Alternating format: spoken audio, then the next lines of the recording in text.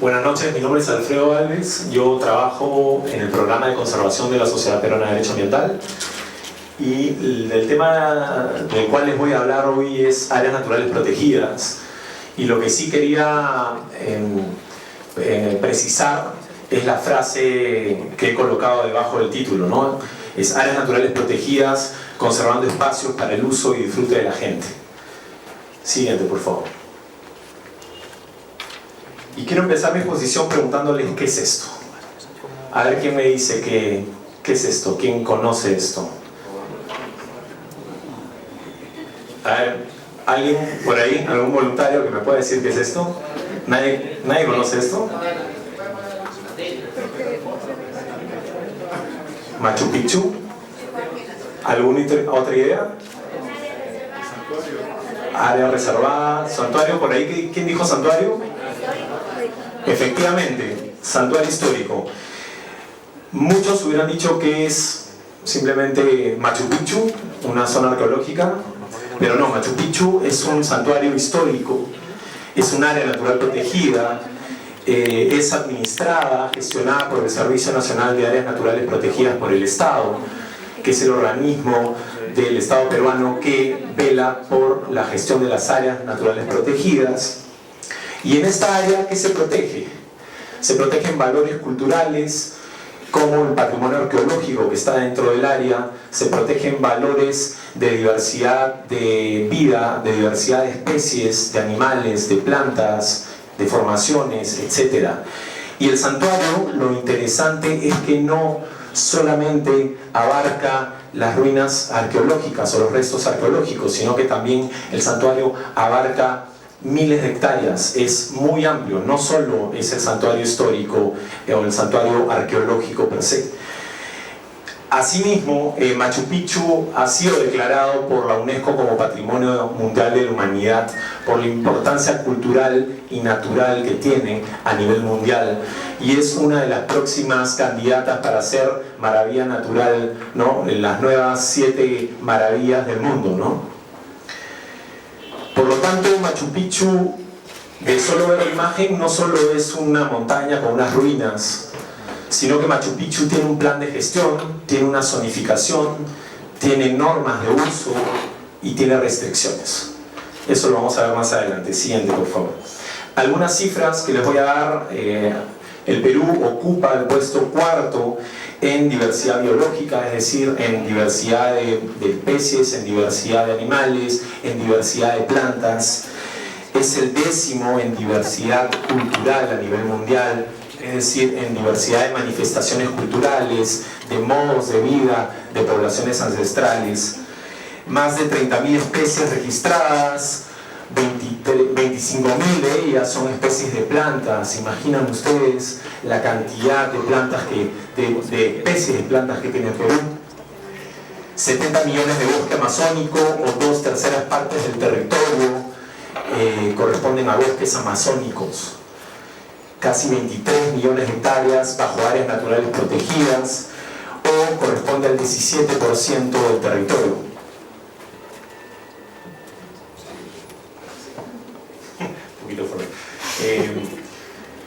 El 97.3% de la disponibilidad del recurso hídrico del agua está en la vertiente del Amazonas, solo el 2.2% en la vertiente del Pacífico. No sé si me entienden. Como ustedes saben, en la zona de la cuenca amazónica existe toda una red hidrográfica, una red de ríos, ¿sí? Y en la parte de la costa existe otra red hidrográfica de ríos que va a ir al mar, ¿sí? La parte de la costa se va al Océano Pacífico y la parte de la selva se va a ir al Océano Atlántico. Esa parte de la selva corresponde al 97.3% de todos los recursos hídricos, es decir, de todo el agua que tenemos en el país. En la costa vive el 55% de la población. Eso también hay que considerar. ¿Por qué? Porque la Amazonía tiene grandes extensiones de áreas, grandes extensiones de bosques inhabitados aún. Una muestra de ellos es, por ejemplo, la zona reservada de Yaguas, en Loreto, o Sierra del Divisor, ¿no? Siguiente, por favor. Y dicho esto, esta introducción, vamos a ir al significado, a la definición de un área natural protegida. ¿Qué es un área natural protegida? Un área natural protegida, desde las leyes nacionales, son espacios continentales, ya sean terrestres o marinos, declarados como tal, que incluye categorías, zonificaciones. ¿Para qué?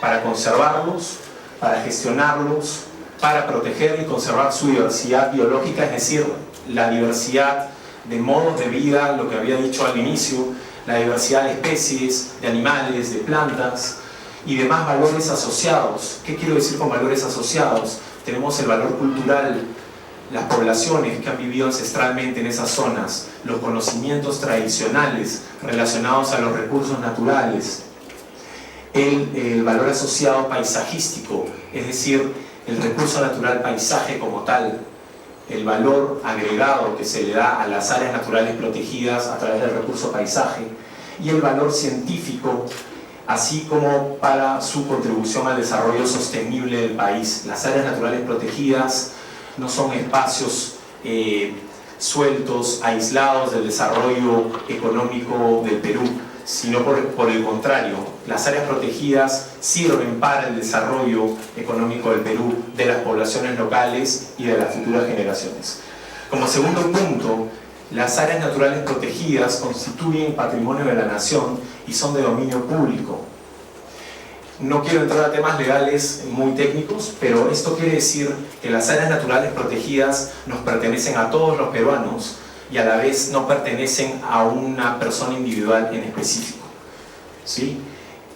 Por lo que propiedad sobre ellas en todo en parte no puede ser transferida a particulares, es patrimonio de la nación. Y tercero, que las áreas naturales protegidas conforman un sistema denominado SINAMPE, creado en el año 99 a través de un decreto supremo, y el Sistema Nacional de Áreas Naturales Protegidas por el Estado, SINAMPE, trata de integrar todas las categorías de áreas naturales protegidas de administración nacional. Estas áreas naturales protegidas, como vemos en el mapa, las administra el Estado central, el gobierno central. Y complementariamente tenemos áreas de conservación regionales, que son áreas naturales protegidas administradas o gestionadas por los gobiernos regionales, y las áreas de conservación privada, que son áreas naturales protegidas administradas por propietarios particulares cuyos terrenos han sido reconocidos como áreas de conservación privada por el Ministerio del Ambiente. Siguiente, por favor. ¿Y los parques nacionales? ¿Y los objetos? ¿Y los...? ¿Sí? ¿Hay una pregunta? Sí, ¿y los parques nacionales? Los parques nacionales son una categoría de gestión, una categoría de manejo. Más adelante voy a entrar a tallar las categorías. ¿Sí? Gracias, Manuel. Los objetivos de las áreas naturales protegidas. El primer objetivo es obvio, es conservar diversas formas de vida, animales, vegetales, formaciones geológicas, cuerpos de agua, etc. Segundo punto, posibilitan el desarrollo de la ciencia, la educación, el turismo y la recreación. Es decir, hay una posibilidad de realizar investigación en las áreas naturales protegidas. En las áreas protegidas hay posibilidad de también tener un ejemplo para la educación ambiental, que es probablemente sea un reto en el país, ¿no? Cómo generar educación ambiental en las escuelas, en los colegios, en las universidades, a través de las áreas naturales protegidas, podría ser un posible reto.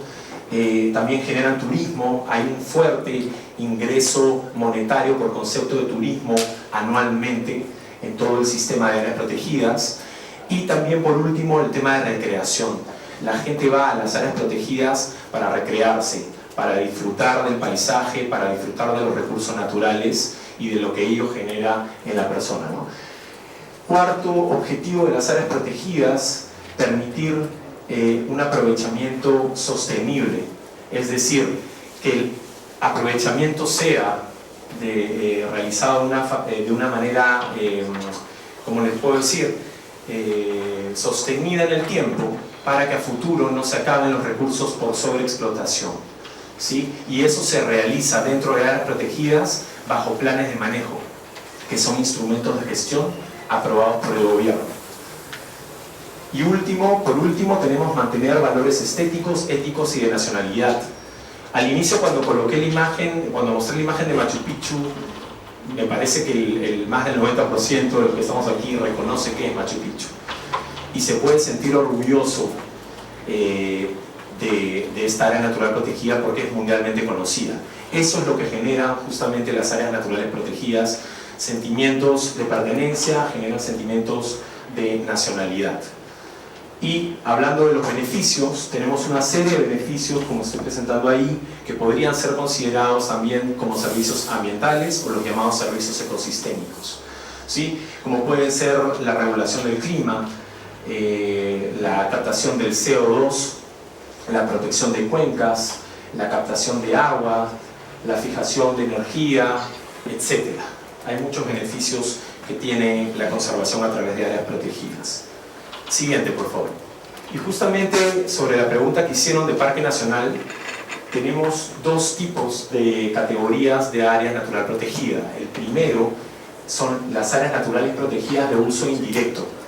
Es decir, esta es la categoría más restrictiva que existe, y en estas áreas protegidas se permite la investigación científica no manipulativa, es decir, sin extracción, sin colecta. Se permite la recreación bajo ciertos términos y se permite el turismo en zonas determinadas previamente por un instrumento de gestión del área que se llama Plan Maestro. En este Plan Maestro se van a determinar las zonas permitidas y las zonas prohibidas para la realización de dichas actividades. En estas áreas no se permite la extracción de recursos naturales, eso hay que tenerlo claro, así como modificaciones y transformaciones del ambiente natural. Y dentro de esta categoría se encuentran los parques nacionales, los santuarios nacionales y los santuarios históricos. Por el otro lado tenemos las áreas naturales protegidas de uso directo. Estas son áreas menos restrictivas que las anteriores, son aquellas en donde se permite el aprovechamiento, la extracción de recursos bajo planes de manejo, prioritariamente realizado por poblaciones locales que se hayan asentado con preexistencia a las áreas naturales protegidas. ¿Qué más tenemos? Este aprovechamiento de recursos se va a realizar en aquellas zonas y lugares para los cuales ha sido determinado dicho aprovechamiento, y esas consideraciones van a emanarse del Plan Maestro, que es este instrumento de gestión que regula el aprovechamiento de recursos y otros usos dentro de áreas protegidas. Ahí como podemos ver, otros usos y actividades que se desarrollan deberán ser compatibles con los objetivos de creación del área. Y en esta categoría se encuentran las reservas nacionales, las reservas paisajísticas, los refugios de vida silvestre, las reservas comunales, los bosques de protección y los cotos de caza. Siguiente, por favor.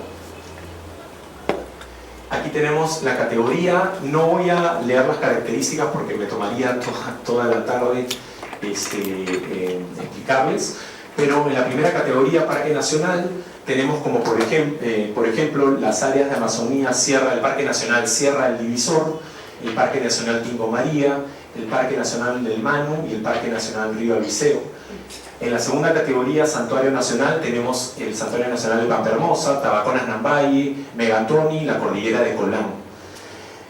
En santuarios históricos, el único santuario histórico en Amazonía que tenemos es Machu Picchu, ¿sí?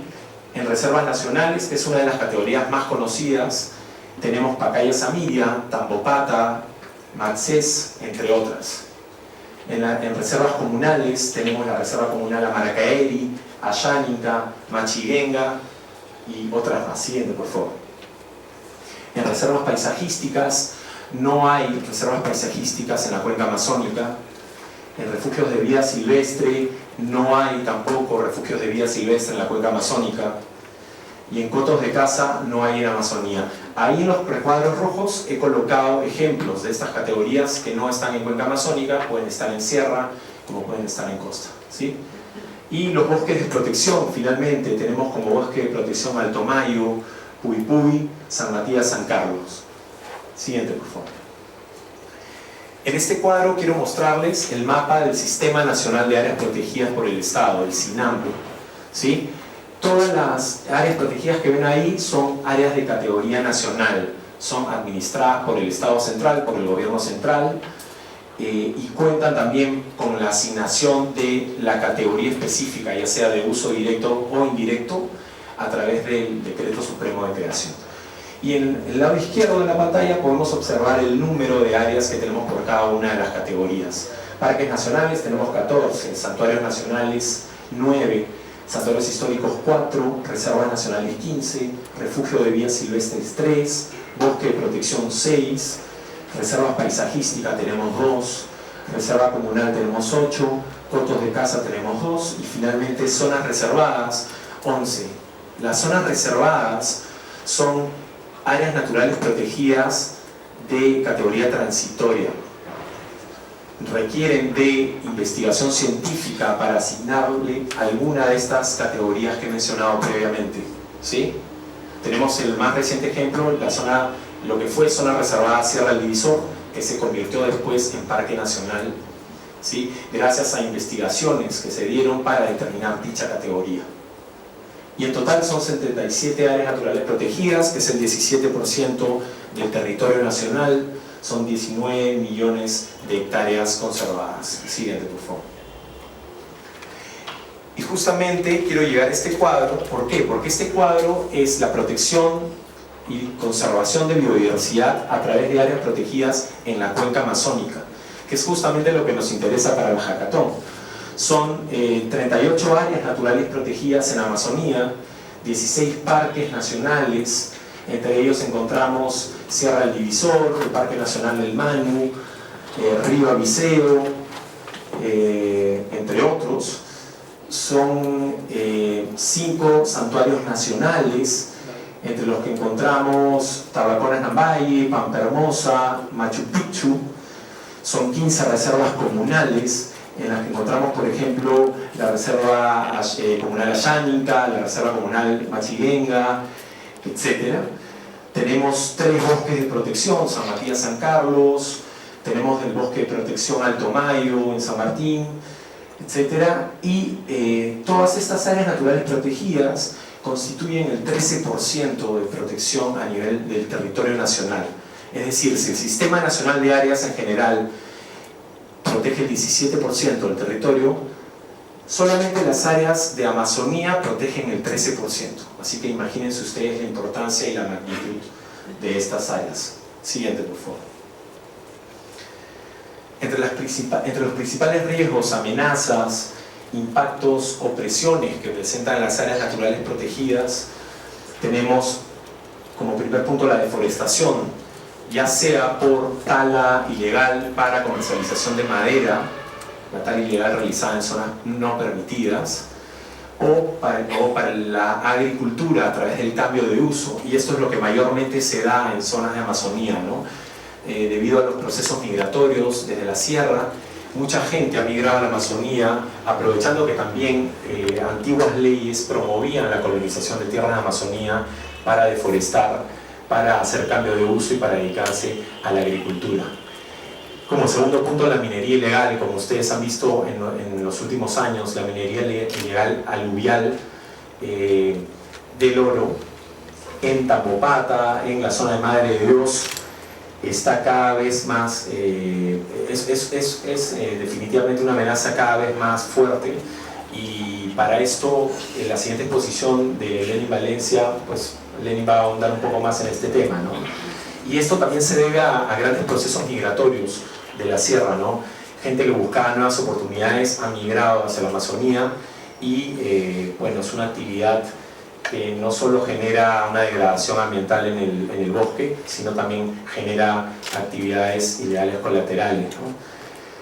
Tenemos también la agricultura extensiva, justamente por estas leyes de hace muchos años, que permitían y promovían la colonización de tierras de Amazonía para el cambio de uso y la plantación, por ejemplo, de la palma de aceitera, que es una de las plantaciones más perjudiciales para el ecosistema. Tenemos áreas naturales protegidas en San Martín que están sufriendo estos problemas.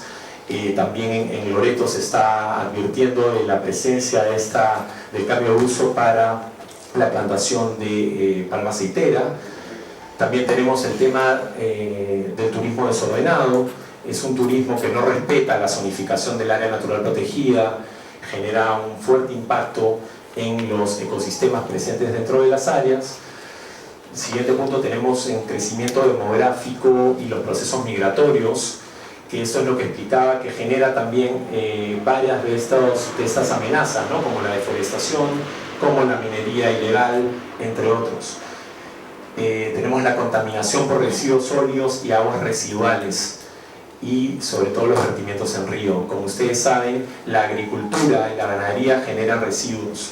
La agricultura mayormente utiliza pesticidas, fertilizantes, que ¿dónde van a terminar? Van a terminar en los ríos.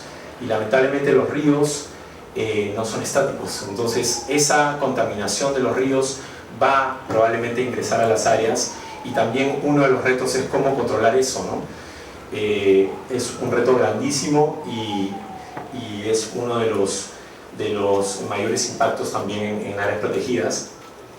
Como siguiente punto tenemos proyectos de gran envergadura, ya sea carreteras, ya sean embalses o hidroeléctricas. Como hemos estado viendo en los últimos años, hay grandes proyectos viales de carreteras, como ha habido la interoceánica, hay otros proyectos un poco más al norte, y se realizan sin ningún tipo de consideración con las áreas protegidas. Inclusive hay parques nacionales en cuyo interior están pasando trazos de proyectos, de futuros proyectos de carreteras. Entonces también uno de los retos es cómo evitar esto, ¿no? Cómo podemos controlar esto a través de los software de aplicaciones, de los sistemas operativos. Y finalmente tenemos el cambio climático, que ya es algo bastante, bueno, externo, pero habría que ver de qué manera podemos controlar esto. Ya hemos visto gráficas, hemos visto sistemas digitales que nos muestran información relacionada al cambio climático y pueden generar también conciencia en la población, pueden generar alarma también a los tomadores de decisiones, ¿no? Siguiente, por favor.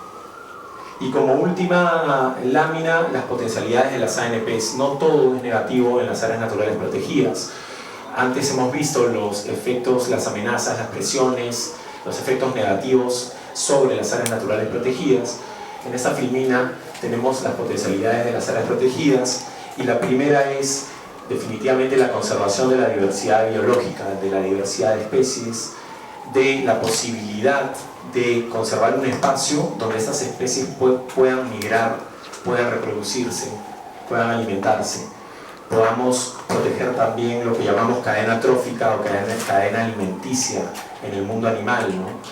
Que es como decir, la seguridad alimentaria, pero para los animales, ¿sí? El siguiente punto es el empleo. Las áreas naturales protegidas generan empleo, son un foco de empleo. ¿Por qué? Porque desde que hablamos del establecimiento del área natural protegida, ¿qué necesitamos? Un administrador, un gestor, un jefe de área protegida.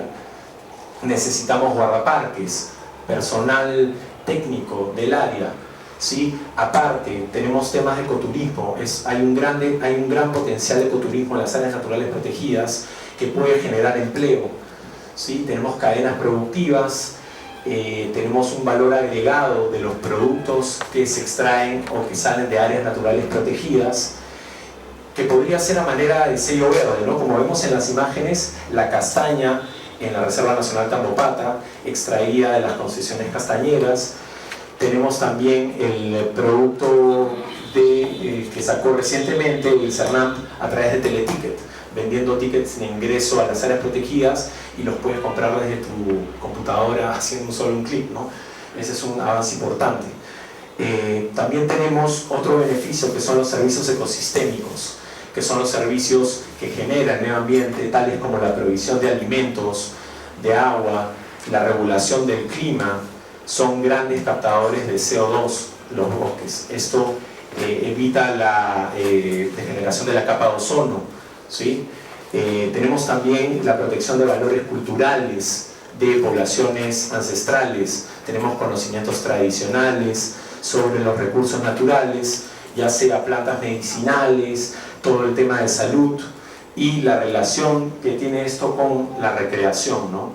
Nosotros podemos generar un gran potencial a través de las plantas medicinales, del conocimiento sobre las plantas medicinales, porque podemos relacionarlo con el ecoturismo, como por ejemplo, ¿no?